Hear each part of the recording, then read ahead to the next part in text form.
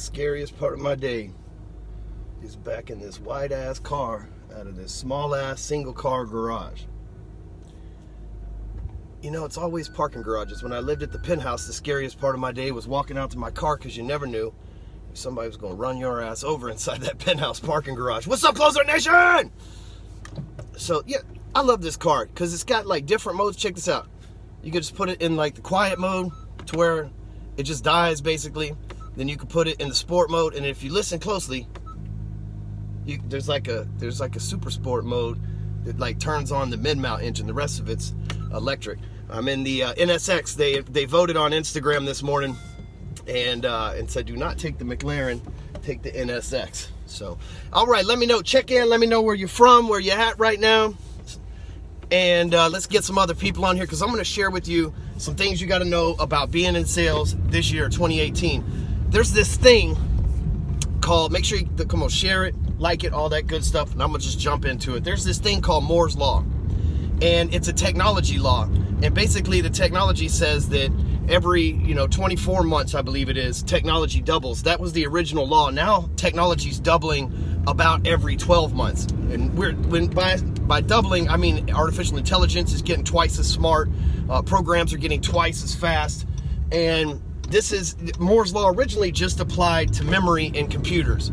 and I won't go too deep into it, but the bottom line is technology is evolving fast, and there's always certain segments of the marketplace that don't evolve with the technology. Factory workers, for example. When robots started replacing factory workers in the late 80s, early 90s, and all those jobs were displaced and everything else, the smart people, they figured out how to build these robots and how to operate these robots. And while their friends may have lost their jobs, that's because they weren't prepared. And that was what we would call like the Industrial Revolution, where robots, the automated machines down the assembly lines and all that stuff that GM and Ford and all those companies have these days that we know to be normal, prior to that didn't exist. So if you're young, you're like, what robot revolution? So anyway, the same thing's going to happen to sales. It's only a matter of time. We're going to be pushed out by the robots. And now don't get all butthurt and be like, salespeople will always be here. I answer my phone on Saturdays. Like, so do robots. And so do automated tellers. So does all this stuff, right? And companies, let's just admit that companies are greedy. And they're all about the bottom line. Most companies don't run companies like I do, where I care about my people. I want to make sure that my people are paid well. I want to make sure that my people are happy, that we have a great culture. A lot of companies, they are victims of shareholders because they're on stock exchanges and everything else, and they've got tons of people telling them what to do, and so they've got to be all about the bottom line. Well, when a company's all about the bottom line and technology is doubling, and deploying technology as your sales force versus paying for humans, which require insurance, benefits, IRA contributions, 401k deposits, days off, sick days, maternity leaves, and all this other shit that we need, which nothing wrong with it, but I'm saying robots and artificial intelligence needs none of that. And in the sales world, we're headed into that same revolution that the car industry faced in my lifetime, which was, if you didn't understand how to work these new robots that are coming into the system, then you're going to be out of a job. You're going to be like those dudes on South Park. They took our gerbs, gerbs, they took our gerbs. Like, that's going to be you. And it's not going to be the illegal immigration. It's not going to be the people willing to take less money than you. It's not going to be the aliens from another planet. It's going to be the technology that was created to replace you. I mean, think about it. Salespeople, we like to party.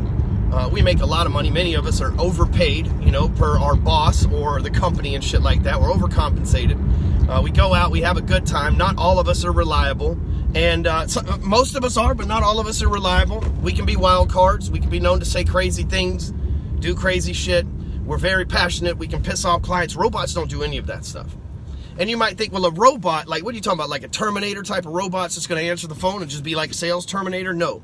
I'm talking about artificial intelligence, robots and intelligence that lives inside of servers. I got a friend, and I've told a story about him before. I've got a friend named Howard Getson here in Dallas, And Howard has about 25 to 50 people with a PhD in engineering working for him at any given time coding these robots. His company doesn't rely on Wall Street traders. It doesn't rely on prospectuses and data. It doesn't rely on historical charts or the MACD or any of that stuff. His company, a hedge fund, when they buy stocks, it's artificial intelligence seeing the moves in the marketplace, capitalize on it, and then dumping it as soon as it's moved. It's the craziest thing. He needs no salespeople. He needs no, because what, dude, what do you got to, this is a pretty easy sell, right? Give me your money, I'll make you more. Right? So he needs no salespeople. He needs no day traders, no licenses for a bunch of people to maintain, no bunch of continuing education that he's got to pay for. Robots do all the trading for him under, I'm guessing his license. I don't know his whole entire setup, so don't quote me on that exactly. But I know he doesn't have a trading floor. It's all done with this artificial intelligence. And if you think a company like Howard's, it's worth a few $1 billion, which is still a small to mid-sized business if you think about it, even at a couple $1 billion under management.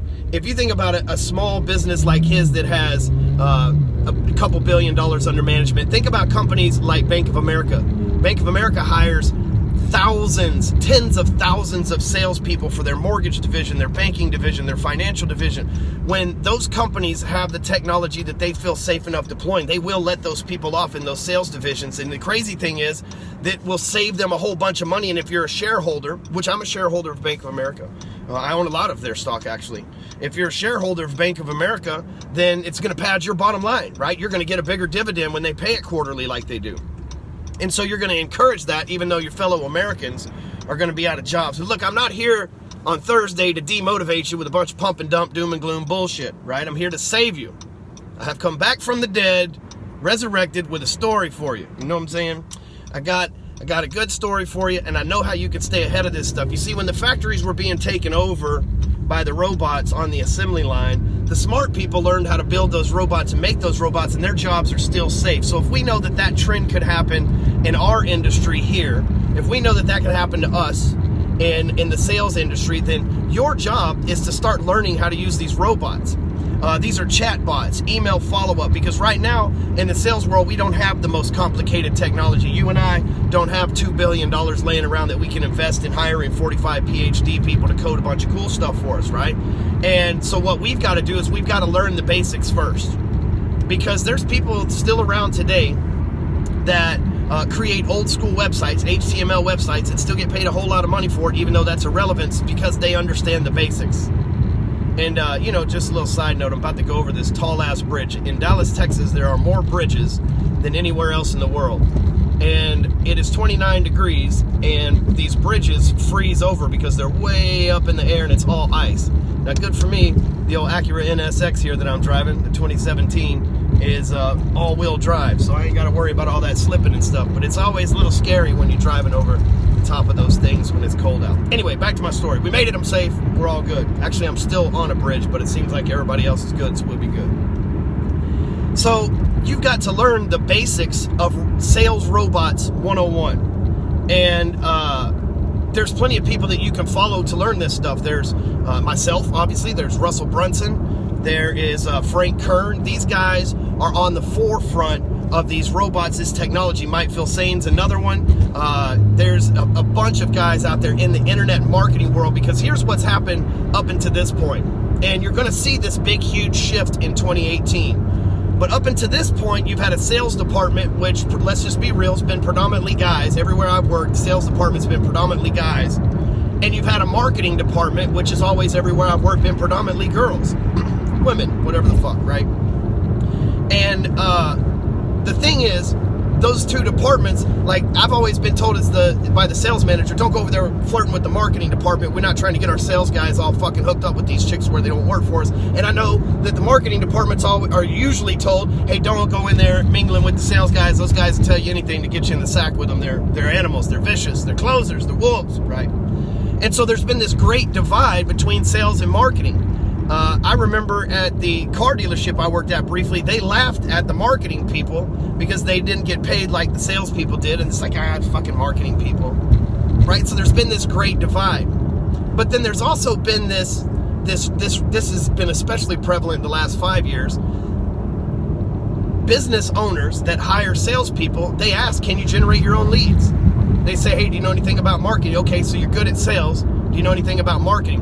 It's like the old Mitch Hedberg joke. He's like, you know, it's like being a chef and being the greatest chef in the world, and then they're like, okay, but can you farm? They're two totally different things. Both of them contribute to the bottom line, which is food, but they're two totally different things. Marketing and sales are two totally different things, but you can't have one without the other, just like you can't have the best chef in the world without a farmer.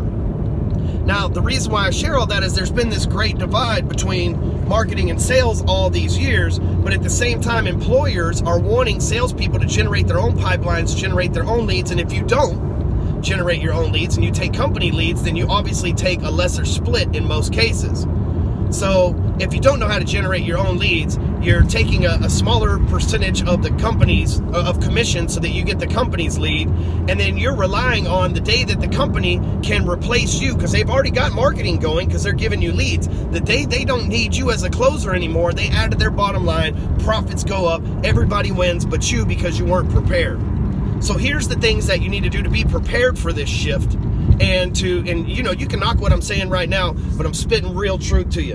And if you deny it, if you're saying it'll never happen, you're living in denial. That's what the people in the car factory said. They said, I build Fords. I'll have a job forever.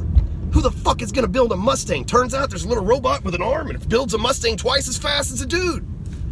The same thing's happening. I see it because I pay a lot of money every year to further my education in technology. Most of the people that work on my staff are not in sales. They're actually in marketing because they can deploy the technology. And so in order for me to understand what the hell they're doing, for me to tell them to do what they're supposed to do, I have to understand what the hell they're doing. So I invest a lot in my education to learn this stuff, and I can see the trend. I see companies that have hired me for hundreds of thousands of dollars. There's a mortgage company here in Texas, and they have spent, I would say, at least 6 figures with me over the last 3 years developing robots so that they can generate their own leads, and they have their own plans on what the future lies for them. I don't want to just like disclose their plans and stuff, but they have their own idea. Quicken Loans is another one. And so what you've got to do in order to get yourself prepared to make sure that it doesn't happen to you, because better to be prepared and it not happen, which it's going to, than to not be prepared and it happen to you. It's like Dave Chappelle said, everything's comedy, everything's funny until it happens to you. So here's the thing, you need to follow the right internet marketers. Me, Mike Filsaime, Russell Brunson, Frank Kern. These guys know what they're doing. They're on the forefront of this shit. Sales trainers like Cardone, Belfort, those guys are great, but they're teaching you about sales. You've got to learn, and my guess is that you're already pretty good at sales. You've got to learn marketing so that you get leads in, so you got somebody to sell to. That changes the game for you. And then here's what I also know. When you can generate your own leads, and you can close sales as well, and you're a machine at both of them, then you can go to businesses and demand advances. I've had multiple clients quit one job, go to another job and say, give me $100,000. I got one of them say, give me $250,000 to come work for you guys. I got this pipeline, this database, and they didn't even bat an eye. They stroke a fucking check, right? Because they came with their own database, which right now, if you look on the Motley Fool, it says that data is the world's most expensive resource. It's more valuable than oil right now. So if you come to a company with your own database, that's some real shit, right? You get bigger splits, bigger commission splits, and if you know how to market and close leads, you are truly a sales terminator. There's no stopping you, and you will always have a job in this industry. But if you're sitting around relying on your mouth, and you're relying on your phone skills, and you're relying on your service, I answer the phone on the weekend, man, you ain't gonna have a job in a couple of years, because there's gonna be smart people, these younger generations, these guys like me that are figuring this stuff out, that won't need you. Because we got somebody that'll answer their phone on the weekends too, called a robot. We don't have to do shit for them. We don't have to pay for them. And they do not require hookers and blow on Friday when they get a big paycheck. You know what I'm saying? You dig what I'm saying? So here's the thing. Follow the right people. Read my blog. Read the marketing topics on my blog. Russell Brunson's blog, which is the ClickFunnels blog, is another good one. Ryan Dice is another great internet marketer. Follow all of our blogs, right? Sign up for them. Put your email in. Get our email addresses. Read our blog posts, because that's what's going to help you. That's what's going to propel you, keep you ahead, and everything else, so that when you watch your other factory worker friends that are in the sales industry, when you watch them out of a job, you're the person running the robots that took their job. Hey, better to be that person than to be left behind. You know, it's a sad situation. Someone's going to fall a victim to it. Don't let it be you. Later.